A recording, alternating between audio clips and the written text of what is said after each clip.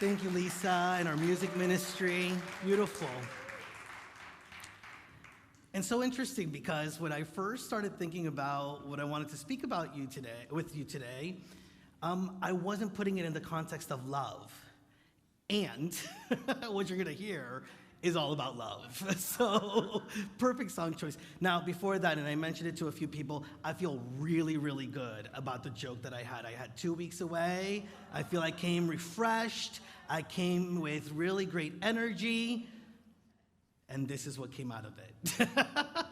So there's a monk that is at an ancient monastery and is doing his daily work, which includes like transcribing and recopying from ancient scrolls and scriptures, and it's just the work that he does as a monk, right?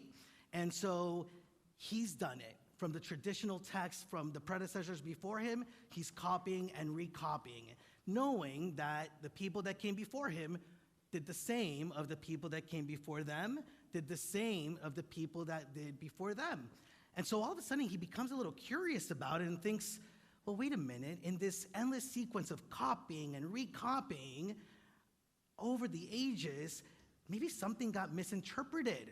Maybe something was miscommunicated. I want to really figure out what's at the core of the translation. And so he goes to investigate in the archives.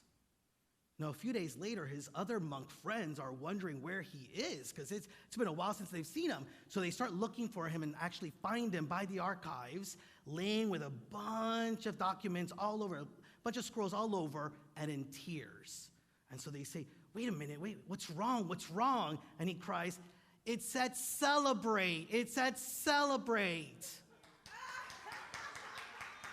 It takes a moment, but it's funny when you give it a moment.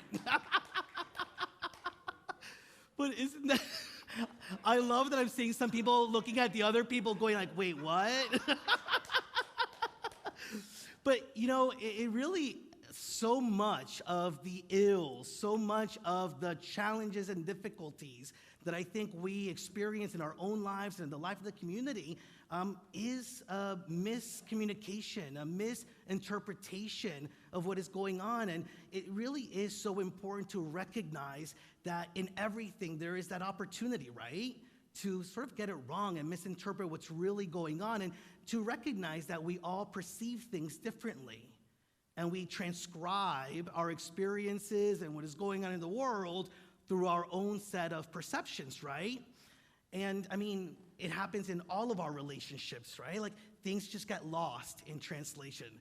If you are married or you have a significant other, you know that can happen, right? But think about all the different challenges that you may have had with people in your life, not just significant others, but coworkers, people that you just met. When it comes to relationships, a lot of the difficulties is really just in things getting lost in translation.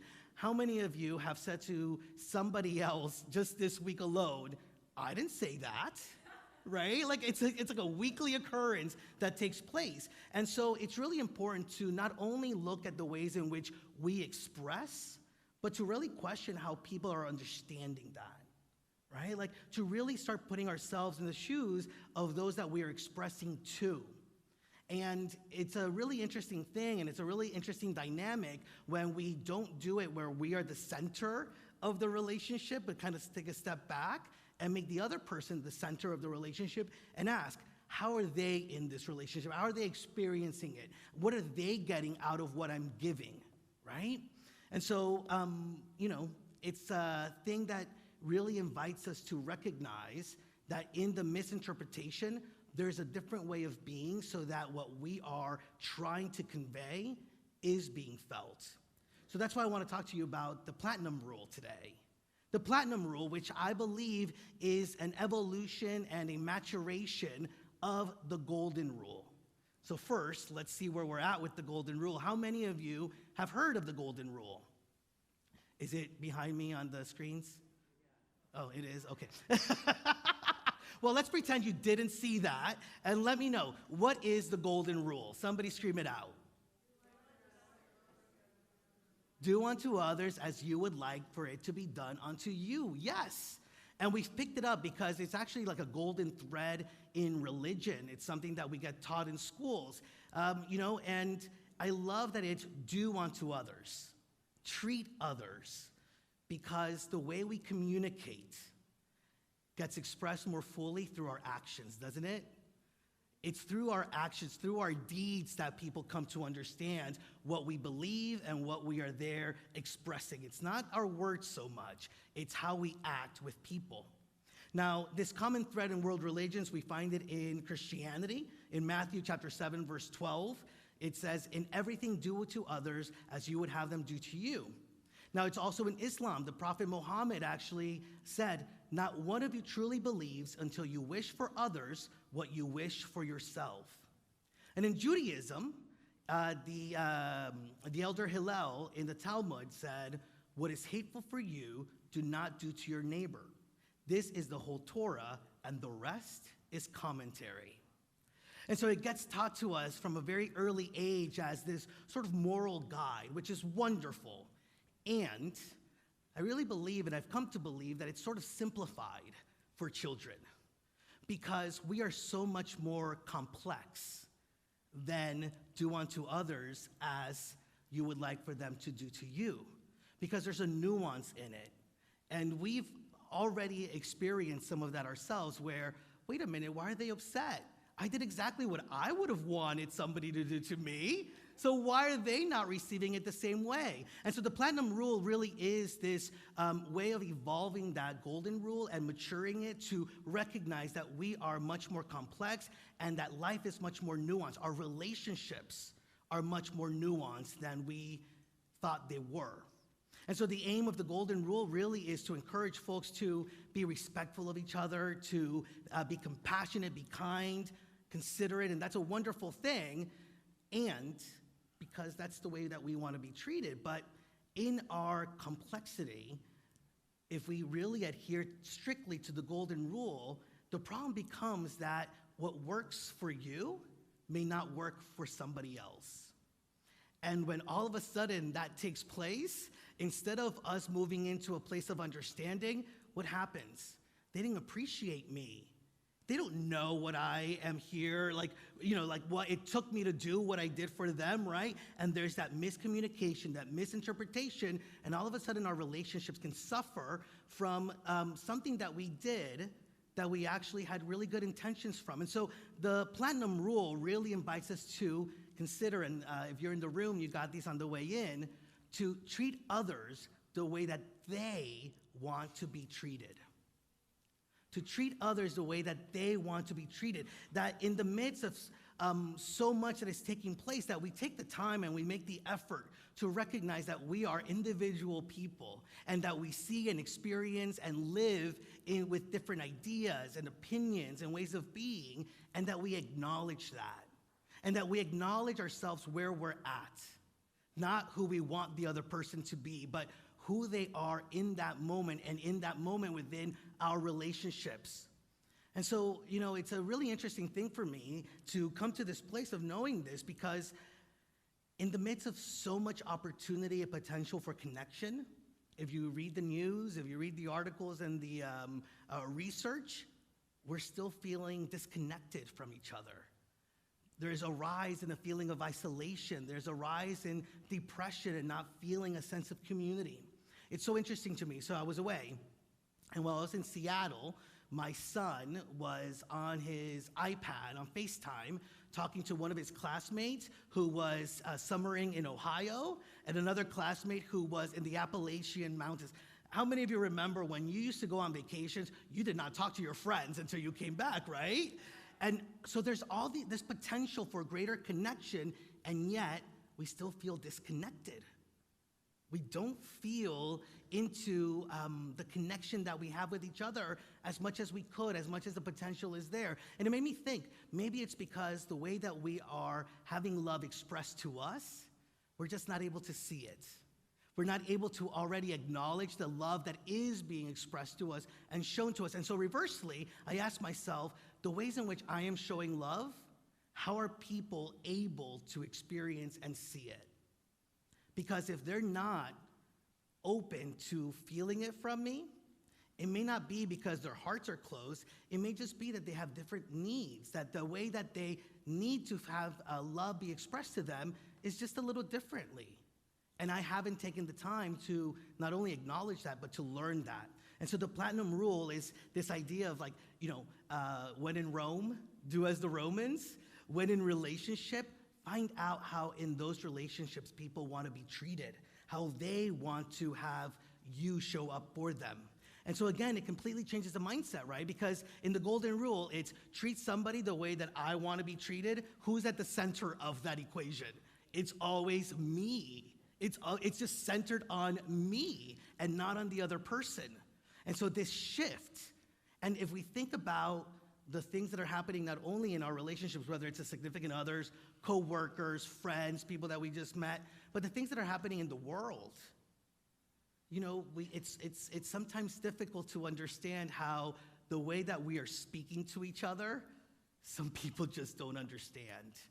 And if you look at what is happening in the world, we're just speaking at each other, right? Or to each other, but we're not able to really capture what is being said by the other individuals. And all of a sudden, there's this sense of disharmony that is taking place throughout our lives and in the life of the community. And this is a really big learning for me. And for me, it really is about love. How are we expressing love? All the ills and all the difficulties, all the challenges that are in the world, it's really a call to love and to ask ourselves, what would love do now?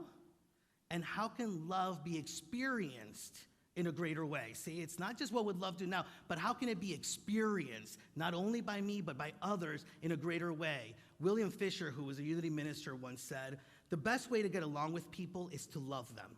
The greatest human need in the world is for love.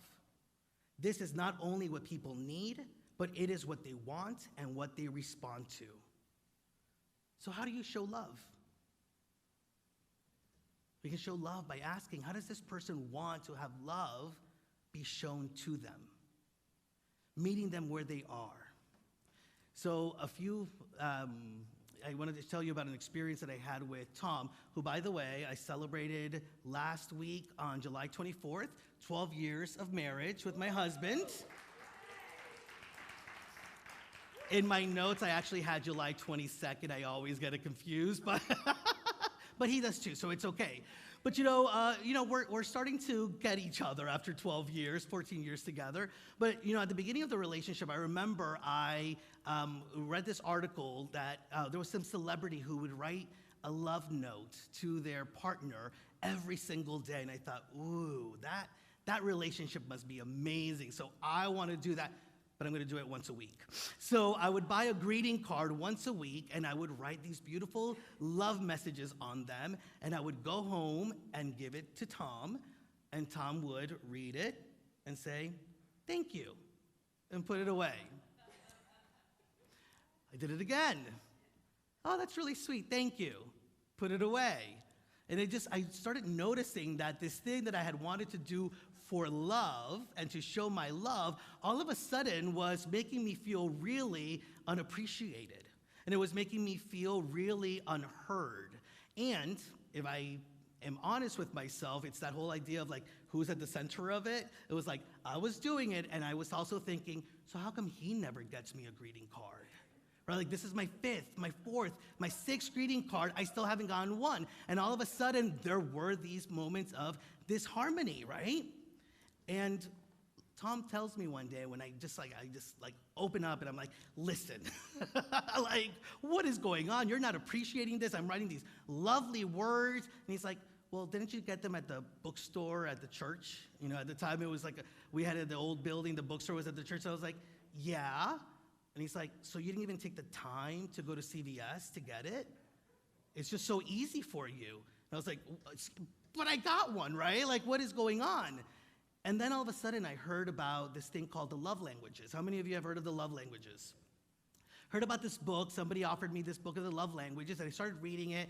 I read it with Tom. We actually did the quiz. And so the love language is this idea that the way that we express love can be different. We each have a different love language in the way that we express it and the way that we want love to be expressed to me. Guess what? My love language is words of affirmation. So for me, somebody writing on a piece of cardboard, "I love you," is significant. Tom's, that's his lowest one. His highest one is quality time. And quality time is about spending time with each other, even if you're just watching TV, but it's also about like the time and effort that it took. So for Tom, me not driving to CVS, but just walking and having it be more simple meant that it wasn't as significant for him. Now, for him, it was more significant to actually hang out with me and just watch TV. But what I wanted was what? The greeting card. And so love languages, like there's 5 of them. It's like words of affirmation, acts of service, receiving gifts, quality time, and physical touch. And we're not gonna get into all of them, but it's just an example to show that it's not about how we wanna be treated. It's really recognizing that we as individual people have different ways in which we wanna be treated by others. And so the moment that I made that shift is the moment that I started to recognize I could still give the greeting card, but I had to acknowledge the way that he was showing and expressing love, and I also had to do it in a way that he could more fully understand it, and we could come together. And so think of the relationships that are in your life. Are there any that are feeling a little disconnected?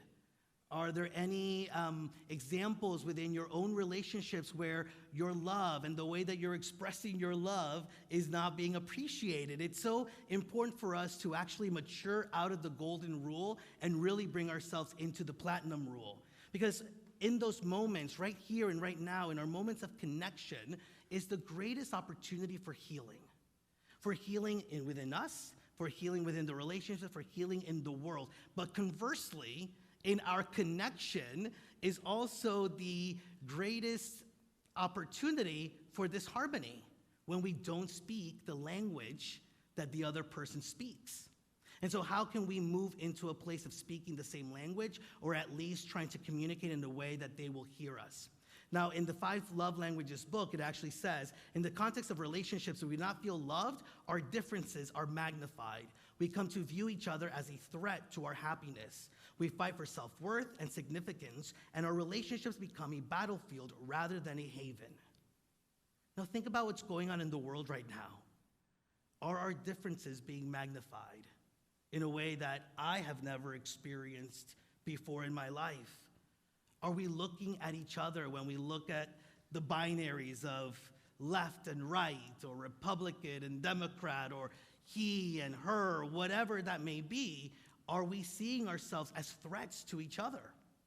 And are we doing the work of not only trying to understand each other, but to put ourselves in the shoes of the other individual? I know it's hard.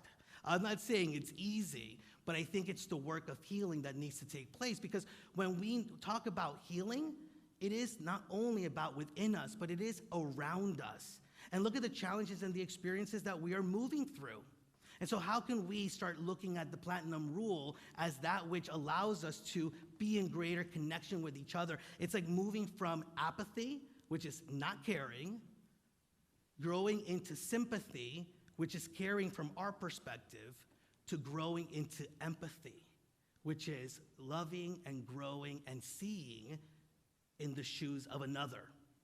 Now, a few years ago, I actually shared with you, I think it was at a Valentine's Day service, an acronym for love. And I told you that one of the ways in which I wanted to express love and to make it easy for myself is to listen. L for listen, to listen intently to the people around you. O, to optimize our time with each other. V, to value people. And E, to express our gratitude. The platinum rule is about expressing love, and the love that we can have for our significant others and all those around us and the people we don't even know. And I do believe that the acronym for love still stands true with the platinum rule, because L, listen and learn. Listen and learn about how people want to be treated. Listen and learn about how people want to be appreciated, how they want to be seen. Oh, optimize our time of connection. Even when there is disharmony, can we recognize that in our oneness with God is our oneness with each other, and be fully open to that connection taking place? Be valuing people for where they're at, not where I want them to be, not how I want them to be, but valuing them for where they're at. And E, expressing our love the way that they would like our love to be expressed to them. We cannot love God without loving each other. I believe that God is in humanity, and humanity is of God.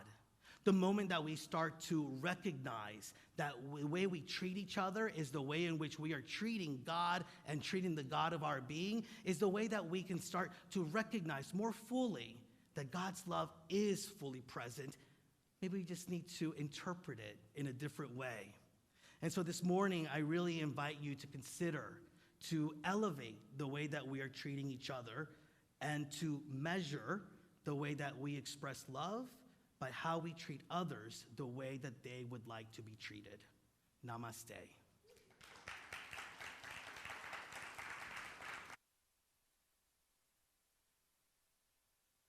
Welcome back and happy anniversary. 12 years. Wow, isn't that incredible? Please give Reverend Juan and Tom another round of applause for that. I've been married 4. It feels like 12. Thank you, Tom, for marrying Juan. There you go, all right? Oh, God, a love language. Another language we have to learn? I'm not even that good at Spanish and English at this point, right? Oh, God, but it's so important. It really is just so important to find out how people want to be treated and just how people interpret their love languages, right? Like my love language is just like yours, Juan. Gifts. Give me shoes. I'm happy. My wife, that time that they want together, it's so incredible. Mind blown. That's why Reverend Juan has been married 12 years and I've only been married 4, right? It's just so many incredible things that you said that you said today, and oh God, but the acronym for love, I remember it from the Valentine's Day service a couple years back, and it's just so incredible. Listen, learn, optimize, value people where they're at, not where you want them to be. Why can't people just do what I want them to do? It would be a lot easier, right? Incredible message. Thank you, Reverend Juan. Here at Unity on the Bay, we believe in a spiritual law of giving and receiving, and now is your chance to give in gratitude. We encourage you to go green by texting GIVE, that's G-I-V-E, to 833-245-5645. The information is on your screen, folks at home and folks here. The information is right behind me. But if you want an envelope, please, we've got our ushers going around right now. They will hook you up. Annette and Nick are walking around. Raise your hand, and they will give you an envelope. Do not worry. But if you want to set that up one time, it really does make life a lot easier. If you go and you text GIVE to 833-245-5645, the next time you come into service, it'll take 3 clicks, and you are done, all right? So I'm going to give you a couple seconds in silence to prepare your gift.